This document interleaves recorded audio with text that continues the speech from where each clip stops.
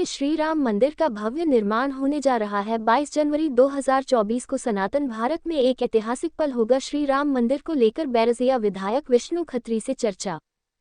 निश्चित रूप से ये सनातनियों का एक गौरव का दिन है, ऐतिहासिक दिन है, क्योंकि 500 साल के लंबे इंतजार के बाद वे शुभ दिन आ रहा है जब प्रभु श्री राम की जन्मभूमि पर भव्य मंदिर निर्माण होकर रामलला विराजमान हो रहा है।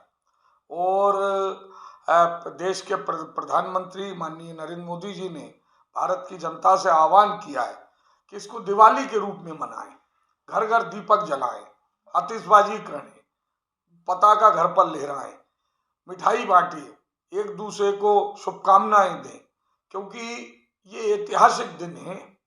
और आज आप देखिए कि कई सनातन विरोधी उसको अलग अलग ढंग से वो कर रहे हैं। एक कांग्रेस के नेता उदित राज कह रहे हैं कि ये जो है मनुवाद की स्थापना हो रही है, इससे कोई इसको अलग अलग ढंग से लोग परिभाषित कर रहे हैं, लेकिन ये वास्तव में राम राज्य की स्थापना का ये दिन है और इसे उत्साह और उमंग के साथ में हम सबको मनाना चाहिए।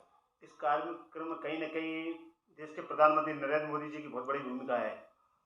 निश्चित रूप से राष्ट्रीय स्वयंसेवक संघ और संघ विचारधारा के जितने भी परिवार संगठन हैं, भाजपा से लेकर सबका बड़ा योगदान है। इसमें एक लंबा संघर्ष रहा है। मुझे भी 30 अक्टूबर 1990 की कार सेवा में अयोध्या जाने का अवसर प्राप्त हुआ था और हम लोग गुप्त वाहिनी में गए थे जब मुलायम सिंह ने कहा था कि परिंदा भी पर नहीं मार सकता, और उस समय लोग कार सेवा में गए और वहाँ पर गुम्बद पे चढ़ के भगवा ध्वज फहराया। और ये लंबा संघर्ष इसका रहा है, न्यायालयीन प्रक्रिया। कांग्रेस ने लगातार 20-20, 25-25 वकीलों की फौज खड़ी करके ये राम जन्मभूमि का निर्णय नहीं आए और ये विषय टलता रहे, ऐसा लगातार प्रयत्न किए। और ये जो आज सामने जो दिन दिख रहा है, इसमें कहीं ना कहीं मोदी सरकार ने जो लगातार जल्दी सुनवाई हो, इसके लिए जो प्रयत्न किया वे उसके कारण ही ये मार्ग प्रशस्त हुआ है, इसमें कोई संदेह नहीं। भारतीय जनता पार्टी के मंत्री ने सिंधिया जी को पत्र लिखकर अपील की कि भोपाल से सीधे अयोध्या के लिए फ्लाइट चालू की जाए। अगर ये फ्लाइट चालू होती तो भोपाल वासी और आसपास के लोगों के लिए बहुत ही सौभाग्य की बात होगी। मैं निश्चित रूप से होगी। देखिए, एक समय ऐसा था, मैं खुद कई बार मेरा अयोध्या जाना हुआ है, सौभाग्य प्राप्त हुआ है। इतनी प्राचीन नगरी जो त्रेता की भारत की राजधानी कह लें हम, उसकी क्या दुर्दशा थी। अच्छे रेलवे स्टेशन नहीं, हवाई अड्डा तो सवाल ही नहीं था ही नहीं, किसी प्रकार की वहां पे सुविधाएं नहीं। आज वहां पर आप देखिए मोदी जी के कुशल नेतृत्व में, योगी जी के कुशल नेतृत्व में इंटरनेशनल एयरपोर्ट वहां बना है। वहां पर जो है अत्याधुनिक रेलवे स्टेशन का निर्माण कार्य चल रहा है।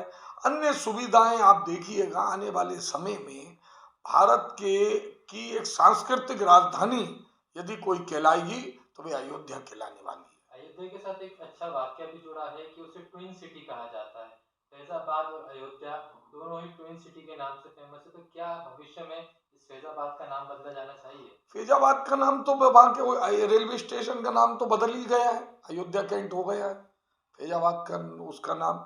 और अयोध्या तो अपने आप में वो पूरे कई किलोमीटर के सराउंडिंग एरिया को लोग अयोध्या के नाम से ही जानेंगे, क्योंकि जिस प्रकार का वहां पर विकास हो रहा है और विकास की जो गति पकड़ी है, और पूरे एक बड़ा सांस्कृतिक पर्यटन, और यूं कहें कि हम एक राष्ट्रवाद का केंद्र अयोध्या बनने वाली है और 22 जनवरी से उसकी शुरुआत हो रही है।